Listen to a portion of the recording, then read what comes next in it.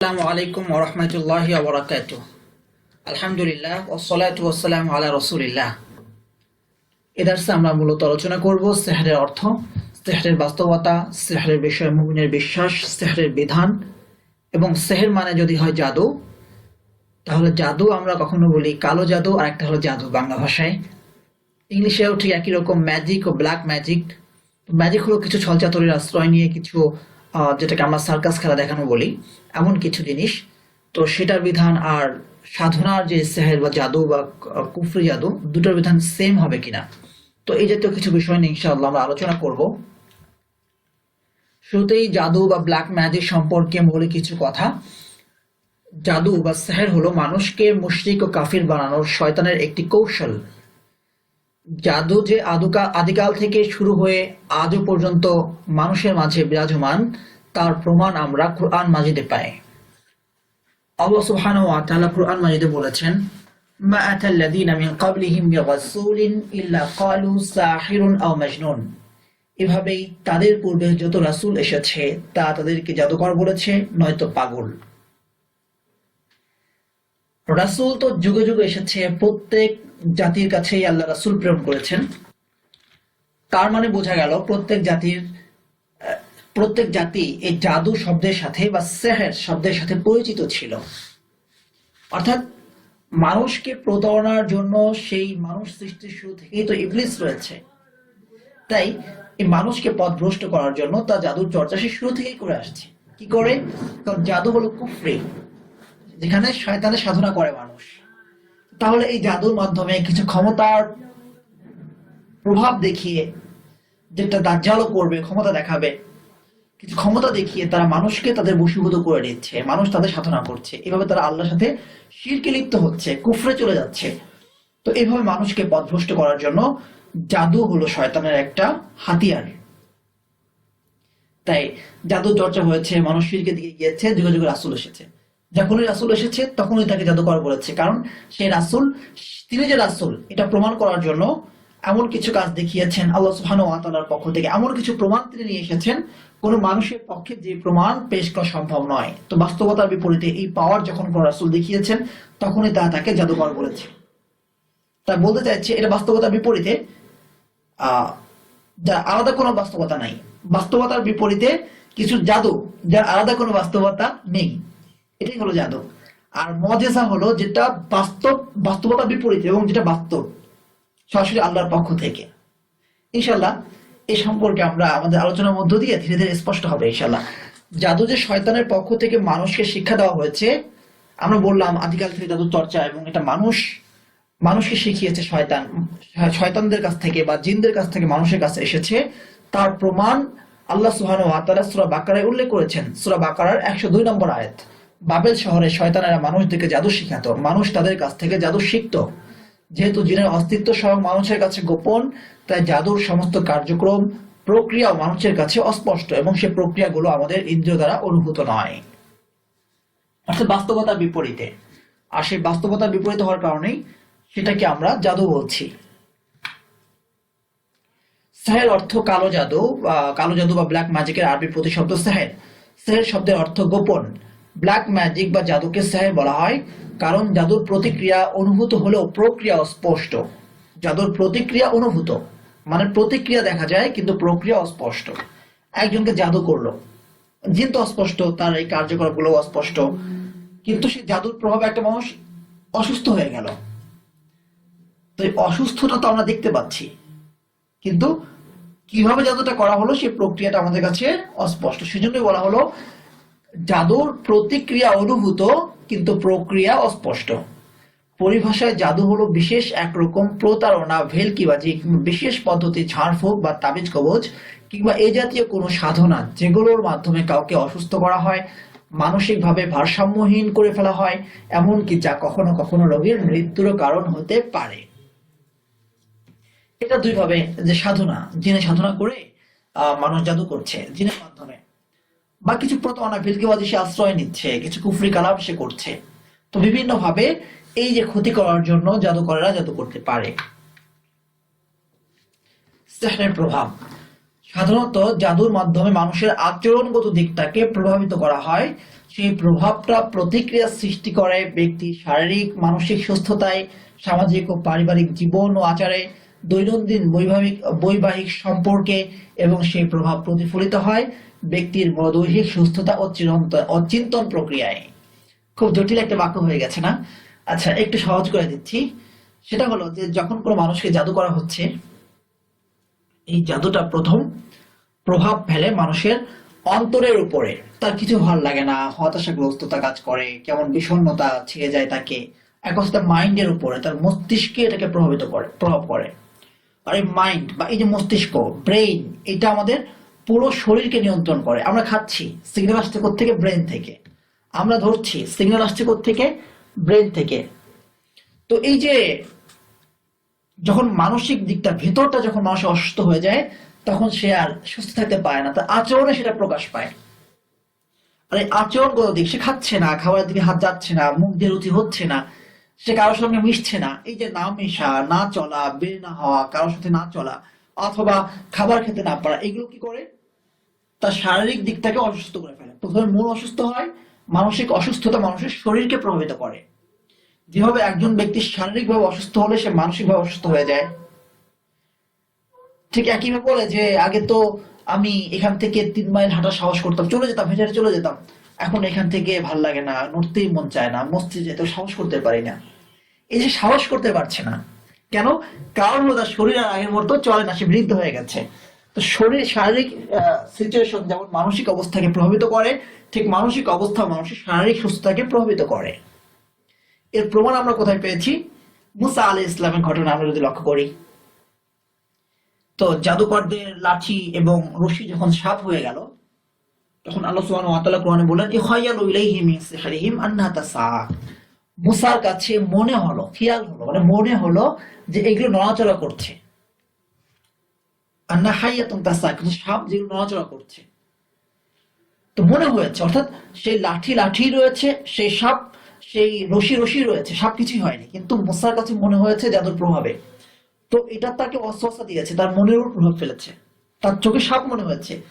যখন আপনি দেখবেন আপনার সামনে সাপ রয়েছে, আপনার পাশে সাপ, আপনি কি ওখানে দাঁড়িয়ে স্থির থাকতে পারবেন? পারবেন না। আপনার মনকে যখন স্পর্শ করেছে, এটা আপনার আচরণগত দিকে প্রভাবিত করবে, আপনি লাফ মেরে সরে যাবেন। এই যে আপনি লাফ মেরে সরে গেলেন বা ওখান থেকে দ্রুত স্থানান্তর হলেন, এটা হলো আপনার আচরণগত দিক। মুসা আলাইহিস সালাম কি করলেন? তিনি ভয় পেয়ে গেলেন, ফাওজাসা খিফাতান মুসা, ভয় পেয়ে গেলেন, তিনি সরে দাঁড়ালেন। কুলনা লা তাখাফ, আল্লাহ বলেন ভয় পেও না, মনকে শক্তিশালী করো। লা তাখাফ, ভয় পেও না। এই যে ভয়, একটা ইমোশন। ইমোশন কোথায় থাকে? ভিতরে থাকে। কান্না একটা দুঃখের একটা ইমোশন, কান্না, হাসি, এগুলো ইমোশন, খুশি। তো ইমোশন গুলো কখনো হাসির মধ্য দিয়ে, কখনো ভয়ের মধ্য দিয়ে, কখনো কান্নার মধ্য দিয়ে প্রকাশিত হয়। তো মনকে প্রভাবিত করে, আচরণ গতিকে প্রভাবিত হয়। যখন এটা প্রভাবিত হয়, তখন তিনি ভয় পেয়ে গেলেন, সরে গেলেন। যখন আপনাকে একই সঙ্গে সাপ আর আপনাকে রাখা হবে, বেঁধে রাখা হবে, আপনি সুস্থ থাকতে পারবেন? পারবেন না। তাহলে আমাদেরকে অসুস্থ বানিয়ে দেয়। দেখা যায় যে কথা বন্ধ হয়ে গেছে। এমন হয় অনেক সময় যে লঞ্চে যাচ্ছিল, লঞ্চ ডুবে গেছে, সে বেঁচে গেছে, সামহাও সে বেঁচে গেছে, কিন্তু এই যে লঞ্চ ডুবে গেছে, এই যে ভীতিকর একটা পরিস্থিতি, একটা ট্রমা, এই ট্রমা তাকে সারাজীবন ভোগাতে পারে, সারাজীবন সে অসুস্থ থাকতে পারে, কথা বন্ধ হয়ে যেতে পারে, হয় এরকম। তো অনেকে কথা বন্ধ হয়ে যায়। এটা মানসিক দিকটা, আচরণগত দিকে প্রভাবিত হয়, মানুষ অসুস্থ হয়ে পড়ে। এটাই হলো সাহের। এবং যখন তার শারীরিকভাবে সে অসুস্থ, মানসিকভাবে অসুস্থ, তাহলে সে তার সামাজিক জীবনে সে মেইন স্ট্রিমে চলতে পারে না, পারিবারিক জীবন তার ব্যাহত হয়, স্ত্রীর সঙ্গে তার মিজাজ খিটখিটে হয়ে যায়, একটুতে স্ত্রীর সঙ্গে লাগে, স্ত্রী স্বামীর সঙ্গে ঝগড়া লাগে। এভাবে পুরো একটা চেঞ্জ ছিল, সুন্দরভাবে সুষ্ঠুভাবে তার জীবনটা পরিচালিত হচ্ছিল, সমস্ত কিছু ব্যাহত হয়ে যায়। এবার আমরা ওই যে বলেছিলাম যে সূরা বাকারার 102 নম্বর আয়াত তেলাওয়াত করব। ওয়াত্তাবাউ মা তাতলু শায়াতিন আলা মুলকি সুলাইমান, সুলাইমানের রাজত্বে তারা শয়তানরা সুলাইমানের রাজত্বে শয়তানরা যে পাঠ করত, যে জাদু মন্ত্রগুলো, তা সেগুলো অনুসরণ করেছে। মা কাফারা সুলাইমান, সুলাইমান কুফরি করেনি। সুলাইমান যা করেছে সেটা আল্লাহর ক্ষমতাই করেছে। তিনি আল্লাহর ক্ষমতা দিয়ে জিনদেরকে তা বশীভূত করে রেখেছেন, তাকে জাদুর আশ্রয় নিতে হয়নি। ওয়ালাকিন্না শায়াতিনা কাফারু, কিন্তু শয়তানরা কুফরি করেছে। কুফরিটা কিভাবে করেছে? ইউআল্লিমুনান নাস আস-সিহর, তারা মানুষকে জাদু শিক্ষা দিত। এই আয়াত থেকে স্পষ্ট হয়ে গেল যে সুলাইমান কুফরি করেনি, শয়তানরা কুফরি করেছে। তার মানে কি, সুলাইমান জাদু করেনি, শয়তানরা জাদু করেছে। তার মানে এই জাদু করা এটি একটি কুফরি। জাদু করা, জাদুর আশ্রয় নেওয়া, এগুলো কি কুফরি। জাদু শিখানো কুফরি, জাদু শিখা এগুলো কুফরি। ওমা কাফারা সুলাইমান ওয়ালাকিন্না শায়াতিনা কাফারু ইউআল্লিমুনা আন-নাস আস-সিহর। তারা মানুষকে জাদু শিখাতো। তারপরে কি, ওমা উনজিলা আলা মালাকাইনি বিবাবিল হারুত ওয়া মারুত, এবং যা কিছু ফেরেশতা দ্বয়ের উপর নাযিল করা হয়েছিল বাবেল এবং হারুত, বাবেল শহরে হারুত এবং মারুতের উপরে যা নাযিল করা হয়েছে সেগুলো শিখাতো কারা? শয়তানরা শিখাতো। ওমা ইউআল্লিমানি মিন আহাদিন হাত্তা ইয়াকুলা ইন্নামা নাহনু ফিতনাতুন ফালা তাকফুর।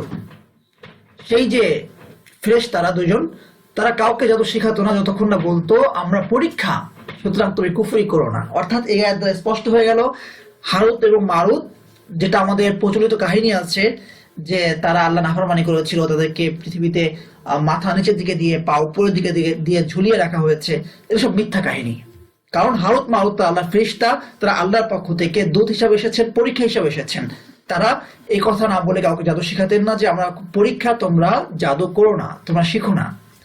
ফায়াতাআল্লামুনা মিনহু, এর পরেও তারা শিখতো মা ইফারিকুনা বিহি, ওই জাদু যা দ্বারা তারা মানুষের মাঝে এবং তার স্ত্রীর মাঝে বিচ্ছেদ ঘটাতে পারে। অর্থাৎ জাদু দ্বারা শুধু অনিষ্ট সাধন হতে পারে, তা জেনে শুনে কুফরি বুঝেও তারা জাদু শিখতো। মানুষের অন্তর যখন পড়ে যায় তখন যতই হেদায়েত দেওয়া হয় তখন তার হেদায়েত থাকে না। তো যাই হোক, এখান থেকে আমরা অনেক কিছু শিখতে পারি। সেটা হলো যে হারুত মারুত কুফরি করেনি, তারা আল্লাহ সুবহানাহু ওয়া তাআলার পক্ষ থেকে পরীক্ষা, মানুষকে পরীক্ষার জন্যই আল্লাহ সুবহানাহু ওয়া তাআলা তাদেরকে পাঠিয়েছিলেন।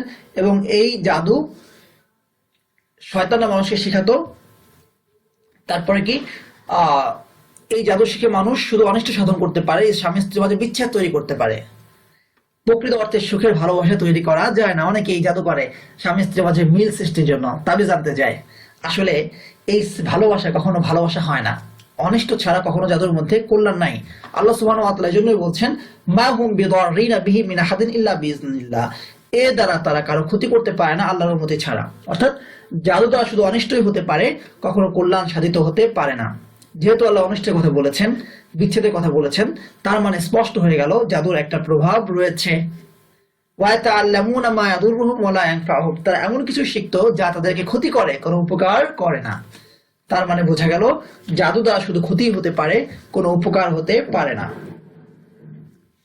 উপরোক্ত আয়াত থেকে জাদু বিষয়ে মুমিনের বিশ্বাস, জাদু সর্বাবস্থায় কুফরি, জাদু শিখা বা শেখানো কুফরি, জাদুর নির্দিষ্ট কোনো ক্ষমতা নেই, জাদুর ক্ষতি আল্লাহর অনুমতিতেই হয়, জাদু দ্বারা ক্ষতি ছাড়া কোনো উপকার হতে পারে না।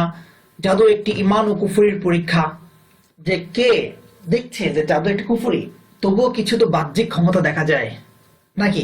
তো কে ঈমান ঠিক রাখছে আর সে সেই ক্ষমতার পিছনে পড়ে কুফরি করছে, এটা একটা পরীক্ষা। কোন নবী ও ফেরেশতাগণ জাদু কোনো কুফরি করেননি, নবীগণ তো কোনো পাপই করেননি, জাদু তো দূরের কথা, কুফরি তো দূরের কথা, ফেরেশতাও কুফরি করেননি। হারুত মারুত সম্পর্কে যে কথাগুলো আছে এগুলো বানোয়াট, সব মিথ্যা, কারণ তাদেরকে আল্লাহ সুবহানাহু ওয়া তাআলা প্রেরণ করেছিলেন। তাহলে বিধান কি হলো? কালো জাদু সেহের হলো কুফরি, শেখা কুফরি, শেখানো কুফরি। জাদু কাটানোর জন্য যদি জাদু করা হয় এটাও কুফরি হবে, কারণ উপরোক্ত আয়াতে জাদু শেখা শেখানো এগুলো কুফরি বলা হয়েছে কোনো ধরনের শর্ত ছাড়াই। সুতরাং আমাকে জাদু করেছে, এটা কাটানোর জন্য আবার জাদু করা হবে, তার কোনো সুযোগ নেই। আর জাদু কাটানোর জন্য কি করতে হবে ইনশাআল্লাহ সেটা নিয়ে তো আমরা স্বতন্ত্র দার্স আলোচনা করবই, কিন্তু জাদু কাটানোর জন্য জাদুকরের কাছে যাওয়া কোনো অনুমতি নেই, এটাও কুফরি। আবু হুরায়রা রাদিয়াল্লাহু তাআলা আনহু থেকে বর্ণিত যে রাসূল সাল্লাল্লাহু আলাইহি ওয়াসাল্লাম বলেছেন, 7টি বরবাদকারী বস্তু পরিহার করো। ইজতানিবুস সাবআল মুবিকাত, ইজতানিবুস সাবআল মুবিকাত, 7টি ধ্বংসকারী বা বরবাদকারী বস্তু পরিহার করো। সেগুলো কি কি? আল্লাহর সাথে কোনো কিছু শরীক করো না। শিরিক করা বরবাদ করে দেয়, সমস্ত আমলকে বরবাদ করে দেয় শিরিক। জাদু শাস্ত্র শিক্ষা ও চর্চা করা, কারণ এটাও কুফরি, এটাও সমস্ত আমলকে বরবাদ করে দেয়। যে প্রাণ হত্যা আল্লাহ নিষিদ্ধ করেছেন তাকে হত্যা করা, কাউকে হত্যা করলে আল্লাহ সুবহানাহু ওয়া তাআলা কোরআন মাজিদে বলেছেন মায়াতুল মুমিনা মুতাআম্মিদান ফাজাযাউহু জাহান্নামু খালিদান ফিহা, যে ব্যক্তি কোনো মুমিনকে হত্যা করবে ইচ্ছাকৃতভাবে সে চিরকাল জাহান্নামে থাকবে। তো হত্যা করা শাস্তি চিরকাল জাহান্নাম। তবে পার্থক্য হলো শিরিক, শিরিক আল্লাহ ক্ষমা করবেন না, ইন্নাল্লাহা লা ইয়াগফিরু আন ইউশরাকা বিহি, শিরিক আল্লাহ ক্ষমা করবেন না। এছাড়া যে কোনো ইচ্ছা পাপ তিনি ক্ষমা করতে পারেন, ক্ষমা করবেন যদি তিনি ইচ্ছা করেন। সুতরাং যদি কোনো ব্যক্তি কোনো মুমিনকে হত্যা করে তার শাস্তি চিরকাল জাহান্নাম, কিন্তু আল্লাহ চাইলে তাই ক্ষমা করে দিবেন। শিরক সাথে যে কোনো ইচ্ছা গুনাহ ক্ষমা করে দেন। অথবা কোন কোন মুফাসসির সেখানে ব্যাখ্যা করেছেন অনন্তকাল মানে হলো যে দীর্ঘ দিন তিনি জাহান্নামে থাকবেন। আল্লাহ আমাদেরকে হত্যার মতো গর্হিত অন্যায় থেকে হেফাজত করুন। সুদ আদান প্রদান করা এটা একটা সাবে মুবিকাত, সাতটি বরবাদকারী বস্তুর একটি। সুদ আদান প্রদান করা সয়লাভ হয়ে গেছে আমাদের সমাজে। আল্লাহ আমাদেরকে হেফাজত করুন। এতিমের সম্পদ আত্মসাৎ করা, যেটাকে আল্লাহ সুবহানাহু ওয়া তাআলা বলেছেন ইয়াকুলুনা ফি বুতুনিহিম ইন্নাল্লাযিনা ইয়াকুলুনা ফি বুতুনিহিম আমওয়ালান লা ইয়াকুলুনা ফি বুতুনিহিম ইল্লা নারা, যা শুধু কি করছে, আগুন ভক্ষণ করছে। এতিমের সম্পদ আত্মসাৎ মানে আগুন ভক্ষণ করা। জিহাদের ময়দান ছেড়ে পালানো এটা এক ধ্বংসকারী বস্তু। মুনাফিক ছাড়া কোনো ব্যক্তি জিহাদের ময়দান থেকে পালাতে পারে না, হয়তো শাহাদাত নয়তো পুনরায় আবার গাজওয়াত। সতী সাথী নারীকে ব্যভিচারের অপবাদ দেওয়া, কোন সতী নারীকে ব্যভিচারের অপবাদ দেওয়া এটা নিঃসন্দেহে অত্যন্ত গর্হিত একটি অন্যায়। এই 7টি কাজকে আল্লাহ রাসূল সাল্লাল্লাহু আলাইহি ওয়াসাল্লাম বলেছেন 7টি ধ্বংসকারী বস্তু বা বরবাদকারী বস্তু। এর মধ্যে একটি হলো জাদু শিক্ষা করা। সুতরাং জাদু কোনো অবস্থাতেই অনুমতি নেই। শিখার যেখানে অনুমতি নেই সেখানে জাদু কাটানোর জন্য জাদু করবেন কিভাবে? আপনি তো শিখতেই পারবেন না। জাদুর প্রকৃতি ও বাস্তবতা, তো আসলে জাদুর বাস্তবতা কতটুকু? উপরোক্ত আয়াত থেকে স্পষ্ট হয়ে গেল প্রক্রিয়া অস্পষ্ট এবং পঞ্চ ইন্দ্রিয় দ্বারা অনুভূত হয় না। জাদু এমন বাস্তবতা যার ফলাফল মূলত অবাস্তব। জাদু একটি বাস্তবতা, জাদু আছে, কিন্তু যার ফলাফল মূলত অবাস্তব। দেখাচ্ছে সাপ হচ্ছে, আসলে তো সাপ হচ্ছে না। তো জাদু বলতে একটা জিনিস আছে যার দ্বারা কোনো কিছুকে সাপ দেখা মনে হচ্ছে, কিন্তু আসলে সাপ নাই। কিন্তু সাপ যে নাই সেটা তো বুঝতে পারছি না, মনে হচ্ছে সাপ, আমি অসুস্থ হয়ে যাচ্ছি। মনে হচ্ছে প্রচন্ড ব্যথা কোনো একটা জায়গায়, প্রচন্ড পেইন, আসলে তো পেইন নেই। এটাই মূলত শয়তান এই কাজটাই সৃষ্টি করছে। রুকিয়া করলে অনেকের প্রচন্ড পেট ব্যথা হয়, বমি হয়। হ্যাঁ, তো আসলে বাস্তবতা যার ফলাফল মূলত অবাস্তব। জাদুর মাধ্যমে কল্পনা, হ্যালুসিনেশন, খেয়াল সৃষ্টি করা হয় মূলত। যেমন সাধারণ অসুস্থতাকে দুর্বিষহ অনুভূত হয়, যার প্রভাবে তিলকে তাল করা হয়। তুচ্ছ মনোমালিন্যকে কেন্দ্র করে বিবাহ বাতিল হয়ে যায়, জাদু করা হয়েছে, বিবাহ বিচ্ছেদের বাতিল। তো আমরা সবাই দেখতে পাচ্ছি তুচ্ছ একটা বিষয়, কিন্তু সে তুচ্ছ বিষয়টা তার কাছে এত বড় হয়ে গেছে শেষ পর্যন্ত সেটা ডিভোর্সের দিকে চলে গেছে। এই জাদুর কারণে কখনো কখনো ভিকটিমের মাঝে আত্মহত্যার প্রবণতাও তৈরি হতে পারে। একটু সে আত্মহত্যা করতে চায়। যেমন উদাহরণস্বরূপ ইহুদি কর্তৃক রাসূল সাল্লাল্লাহু আলাইহি ওয়াসাল্লামকে জাদু করা। রাসূল সাল্লাল্লাহু আলাইহি ওয়াসাল্লামকে জাদু করা হয়েছিল আমরা জানি। তখন রাসূল সাল্লাল্লাহু আলাইহি ওয়াসাল্লাম, হাদিসে এসেছে স্পষ্ট করে, তার কাছে মনে হতো আমি কাজটা করেছি, আসলে তিনি কাজটা করেননি। তো এই যে তিনি মনে করছেন করেছেন, কিন্তু তিনি আসলে কাজটা করেননি। মুসা আলাইহিস সালাম ও জাদুকরদের ঘটনা যেটা আমরা স্পষ্ট করে দেখেছি যে সাপ আসলে লাঠি আসলে সাপ হয়নি, কিন্তু মুসা আলাইহিস সালামের কাছে মনে হয়েছে সাপ হয়ে গেছে। তাহলে একটা বাস্তবতা আছে যার ফলাফল মূলত অবাস্তব। আবার মক্কার মুশরিকরা কর্তৃক রাসূল সাল্লাল্লাহু আলাইহি ওয়াসাল্লামের চাঁদ দুটুকরো করাকে জাদু বলা। রাসূল সাল্লাল্লাহু আলাইহি ওয়াসাল্লাম একবার চাঁদকে দুটুকরো করেছিলেন, আমরা জানি একটা মুজিজা। কিন্তু মক্কার মুশরিকরা তারা কি বললো, এটা একটা জাদু। অর্থাৎ তা দেখছে চাঁদ দুটুকরো হয়ে গেছে, কিন্তু তারা বলছে জাদু, অর্থাৎ এটা তুমি দেখাচ্ছ। তার মানে জাদু যে একটা বাস্তব আছে এটাকে তারা মেনে নিচ্ছে, কিন্তু তারা বলছে তুমি যে কাহিনীটা ঘটিয়েছো এটা অবাস্তব। জাদুর বাস্তবতাকে তুমি একটা অবাস্তব বস্তুকে বাস্তব করে দেখাচ্ছ। চাঁদ কি দুটুকরো হতে পারে? এটা ছিল মক্কার মুশরিকদের দাবি। জাদুর বাস্তবতার মাধ্যমে তুমি একটি অবাস্তব বস্তুকে বাস্তব করে দেখাচ্ছ, যা মূলত হয়নি।